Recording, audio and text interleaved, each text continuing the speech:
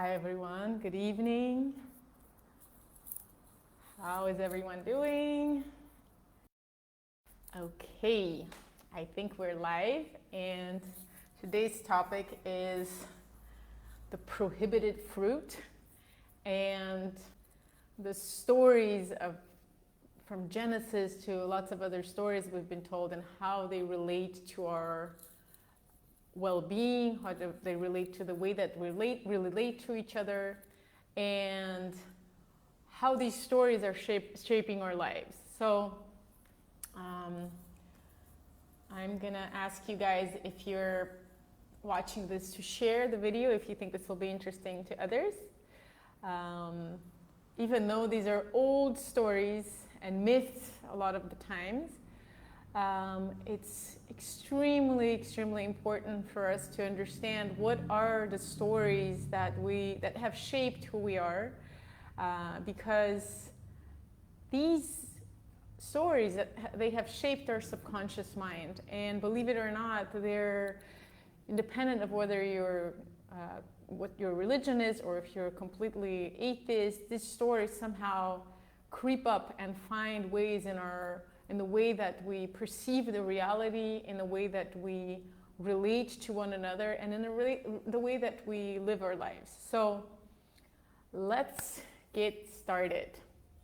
So first, let's go back to some of these stories and myths that we were told, to the stories of Genesis, which is probably one of the most fascinating stories, right? Like, how did we come about, and why this beautiful paradise where we were put into was lost, right? That's kind of the key to understanding everything almost. And the Genesis, which is the foundation of all, or most of that, I want to say all, most of the monotheistic religions, tells a really sad story in a way, that Adam and Eve were created and were put in this beautiful garden, and they were told they could eat from any tree except for the tree of wisdom.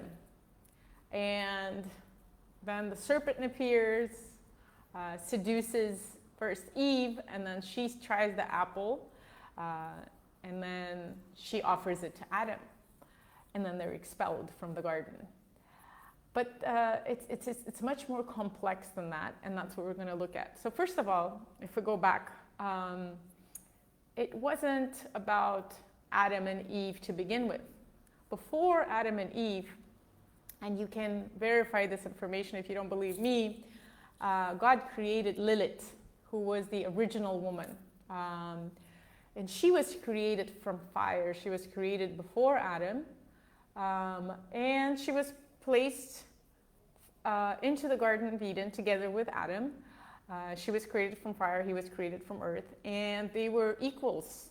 They were supposed to be the original woman and man.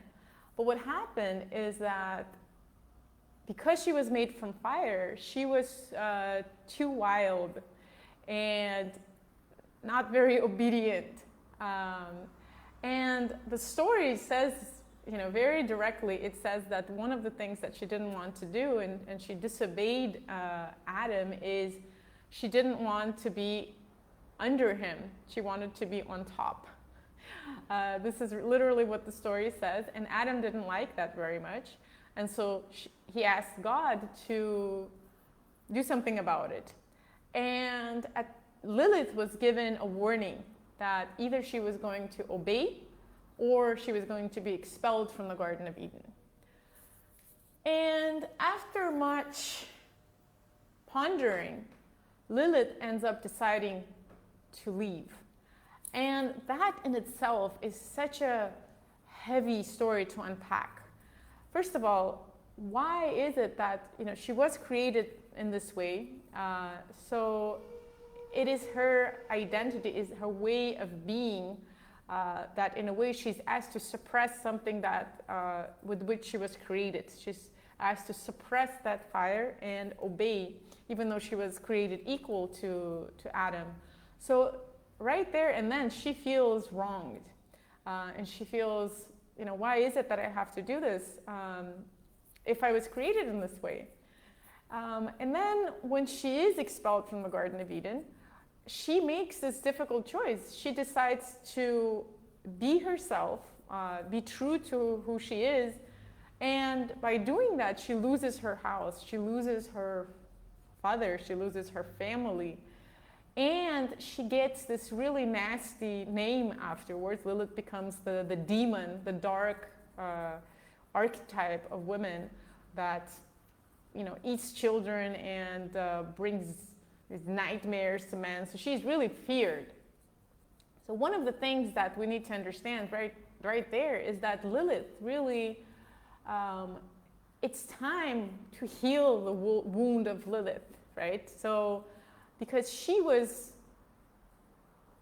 shouldn't have been expelled from the Garden of Eden for who she was, right? That was a wrongdoing, and she really didn't do anything wrong, right? So the way that the story is told, and that story, believe it or not, is in our subconscious.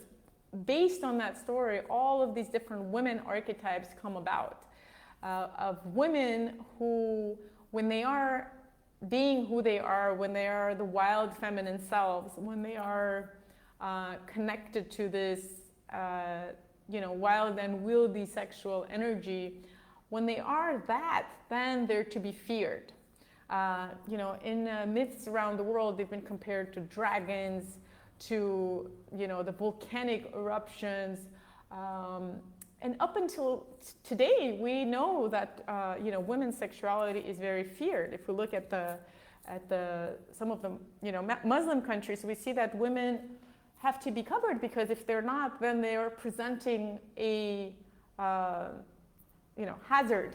They're kind of asking for it. So in a way, that story laid the foundation for the way that women are seen today, and that created a divide, right? So we're faced with two choices. Either we are to be ourselves, wild, connected to this sexual energy that we were endowed with naturally, to be connected to our carnal selves, to the body, and thus be who we are, or we can choose to obey, be under men, and suppress our nature, but then we're kind of allowed the house, the family, and the peace of staying in the Garden of Eden.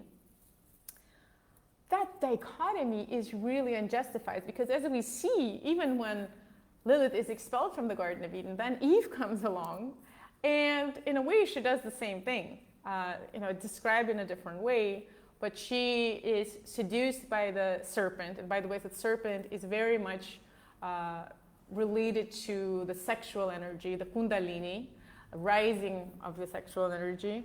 The apple is a symbol of that, the desire, the fruit, the sexual fruit, right? And it's actually, if you look at the etymology of the word that's used for fruit, it's very much related to sexuality.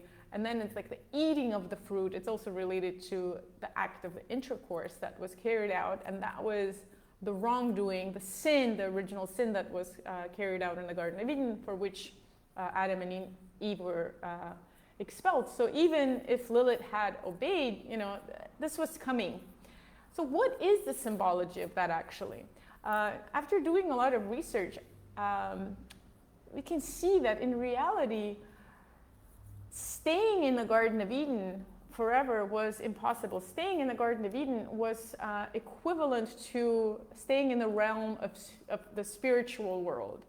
So in order for us to become human and to start procreating and being who we are today, we had to come down, and that required the separation. So in a way, eating from the tree of wisdom was a way for us to understand that we have that divine ability to create, especially as women, that our sexuality is the source of our power to create within our womb, right? So that's something that if Eve or if Lilith didn't accept that original sin, which I will explain also, sin does not necessarily mean something bad, then we would have not materialized into human beings. And even that separation, as soon as she eats the apple, they start looking at each other, Adam and Eve start looking at each other with, shamefully, they start covering themselves up. Because now there are these opposite polarities. There's this desire for each other, and that desire between the two polarities is what creates sort of the material world. So coming down from the Garden of Eden into the plane of material reality is, in a way, that's the original, what the original sin was about. And so, if we rewind, or not rewind, actually, we go forward, we see that the women, a lot of the women they continue creating this, it's like this dichotomy continues being very much alive. So if you look at the Christian religion, right, there's Mary the Virgin, and then there's Mary Magdalene, who are the opposites, right? It's like the sinner and the saint. And we see this archetype all over the place in our societies, right? The prostitute and the saint, the women who are sinners, or the women who are sort of really connected to their lustful nature, they're not to be taken as a wife, and the wife material women are not to be inappropriate, and they have to be more well behaved. That archetype and that story is very present in a lot of societies around the world. So, but we have to look at, for example, the etymology of some of these words and see, is this founded on some truth? And let's look at Mary the Virgin. Virgin, actually, the original word of the word virgin comes from the Latin word that means independent and autonomous. It has nothing to do with sexuality. In fact, these were normally women that were independent and practiced sexuality at their as they pleased, because they were independent. There was no restrictions on that. So virgin did not mean not having sex. That's one thing to really ponder on. So why is it that Virgin Mary became all of a sudden celibate? That was never the case. That word does not mean that. Then we look at the word immaculate. Immaculate also doesn't have any sexual connotations. So there's nothing about her not having sex or her conceiving Christ without having sex. That was the interpretation that was given afterwards. And there's a lot of different examples like these. If we look at mythologies around the world, that women who are connected to their sexuality are to be feared. And there's a sin in that. And there's something inherently wrong with being as you are. So going back to Lilith, either you are the obeying and respectful woman, respectful, whatever that means, or you are sort of that wild, uncontrolled woman, and then there's no place for you at home. There's no place for you in a Garden of Eden. There's no husband for you in a way. So those stories, and I don't mean to dispel any religious beliefs here at all. This is just like looking at some of these stories, and if you believe in them, that's completely fine. We're just looking here at a lot of the religions are based on some of these, the meanings of the stories are really, what's the word I'm looking for? They are not literal, right? We have to look at symbology behind it. And that's exactly where things get really dangerous, because these symbols they go directly into our subconscious. So the way that our mind works is that that's why storytelling was used so much, and that's why religion is so powerful, because it's not interpreted by our conscious brain. It goes directly into this place where archetypes are created, and where we accept all of these things as foundations of what is reality, of what is the truth, of how we should relate to one another.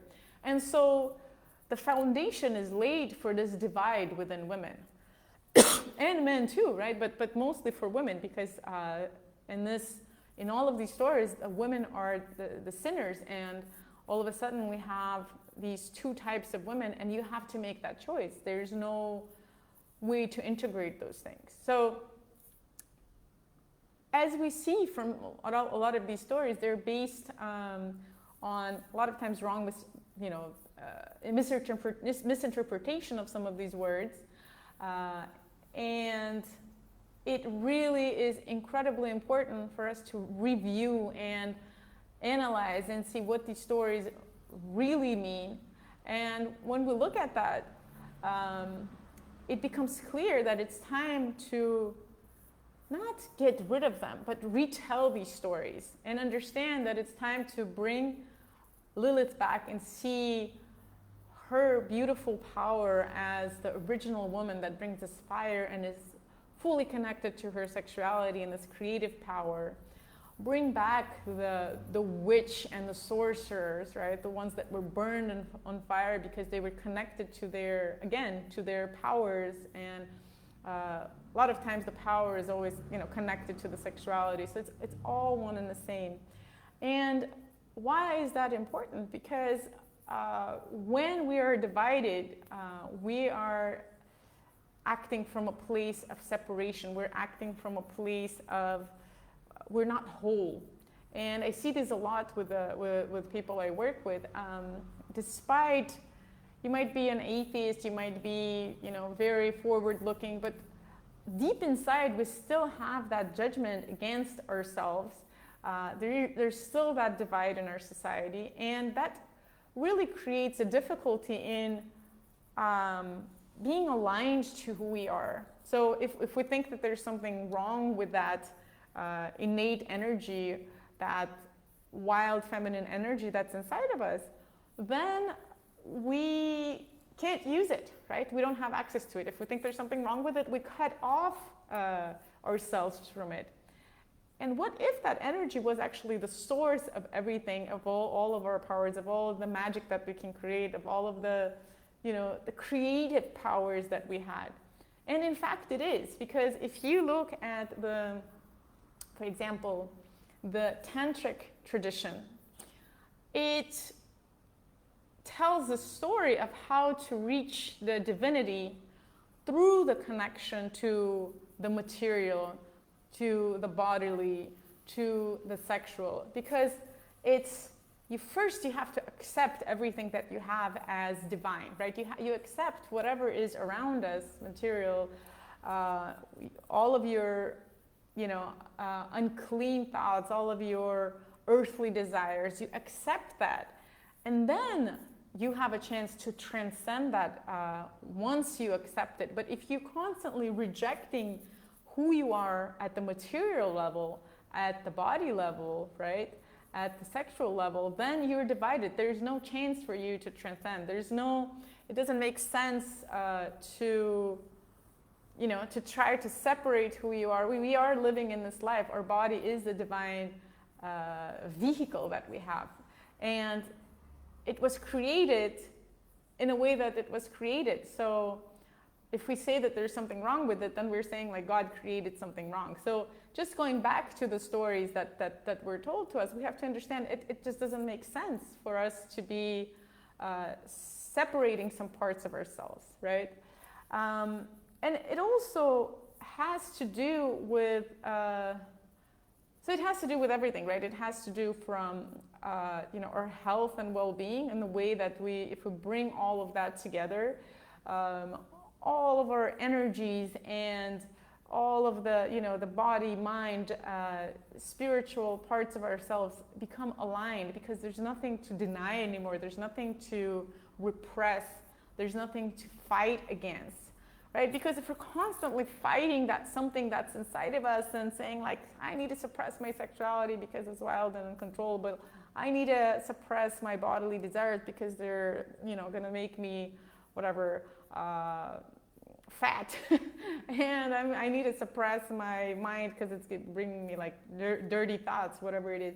Then we're constantly using our energy against ourselves instead of putting it all together and creating something new. So once you release that notion of sin, that notion of repression, and you move forward with it, you acquire this beautiful power of who you truly are, and that you can move forward with it to any direction that you want.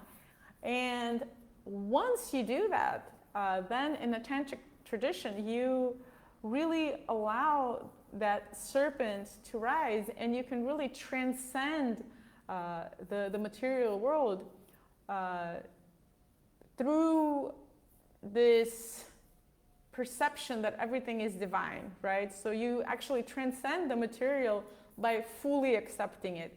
So this happens during intercourse, this happens just in everyday activities. So instead of denying the material, we accept it, and we, by accepting it, we sort of erase that divide between us and the other.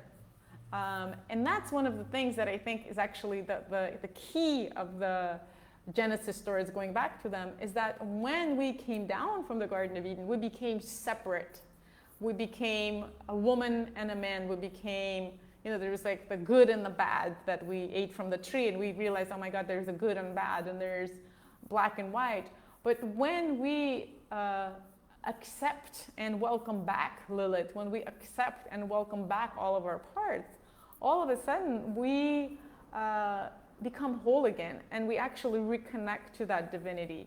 So that's a really powerful road to transforming ourselves and to welcoming back this wild feminine energy, to take the place of central importance that it has, both in our health and well-being, in our relationships, and in spiritual development. Whatever you're interested in, bringing it back and accepting it for what it is the first step.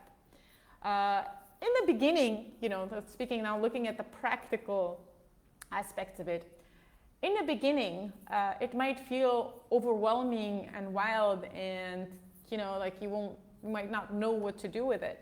And that's because, think about it, if it was suppressed for so many, for millennia, and believe it or not, you carry all of that ancestral, like the suppression, and the burned witches inside of you are crying out. And that's why we have this intense fear inside of us of being who we are, of really accepting ourselves, that most men don't really have. Women have this innate fear of being who they are, because our ancestral, our lineage, our mother's lineage, that they were witches that were burned. There were women that were suppressed and tortured and killed, and you name it, or just simply who they were was suppressed, right? And so once you bring that back, it takes some time to wield it, right? It's almost like it's this fire that becomes uncontrollable. But once you bring it back and say, it's okay, you are part of me, and I'm an integral part of you, and we are together, you heal that fire, and you will learn how to use it properly. You will learn how to use it to your advantage, and it will stop being destructive. But the first part is bringing it back, and the first part could be overwhelming, but it's the first part that's necessary. And that's where our partners and the society also plays an important role. We have to have men that also are willing and understanding that this comeback will take a little bit of that, disequilibrium that we will need to, sort of, it might feel overwhelming in the beginning, but that's a necessary part in order for us to regain that beautiful equilibrium between men and women that I actually mentioned in my last live about the equinox and the equilibrium between men and women. But again, bringing back this feminine wild energy is the key. Liana is watching us here. Liana, Fabi, and I will be doing an entire program journey about how to recover this energy and how to do it in ways that will not be so overwhelming, but on the contrary, that will fulfill you and bring you to who you are and bring you back your healing powers and unleash your creativity and bring you back the innate ability to enjoy, to feel pleasure, enjoy your sexuality and your relationships at a completely different level. But again, it's important for us to look back at the stories that we consider as truths. And if we don't consider them as truths, we still need to look at them and see how they've influenced our lives. Just journal about this and see, how do you see this divide between the wild, unwieldy, and uncontrollable women, sort of the slut archetype, and the saint archetype, right? The perfect mother, the wife, and the obedient one. How do you see these two? Is there an overlap? And it's really important to bring them back because we have both within us. That's the beauty of being a woman. You have, and you can have women who will tell you I'm one or the other. That's absolutely cannot be true. Like, our nature is the conjunction of those things. You could be, you can be, and you are all of those different archetypes brought together. So again, it's not about also the movements that are happening now. Sometimes they try to kill for example, the saint archetype, right? Say forget, just complete sexual liberation and do whatever you want. That's not necessarily the road. You also have to bring back kind of both archetypes and meld them together because they have to work in conjunction. So again, it might take a little bit of back and forth until you find that equilibrium, but really acknowledging both parts of these archetypes inside of you, and maybe many more that you will find, is the first step. So I wish you a wonderful evening. Please do take a pen and paper and really just do this kind of writing where you don't think about what you're writing and really write about these archetypes and who comes up to you, whatever, characters from the myths that you've heard, the stories, the Cinderellas and whatever, the fairy tales, the mermaids. All of those are somewhere in here creating the reality that you're living, creating the judgments that you have inside of you, shaping your reality. Because when you live with those in the background, they guide you. So it's time for us to revisit them to help us create the new archetypes, to really create the wholeness inside of us and heal that divide. So let's do it together, and I look forward to seeing you in next lives. And I hope you will join us for the Wild Feminine Rising journey that will be starting in a little while. We will keep you posted, and thanks again for following us. Have a good night.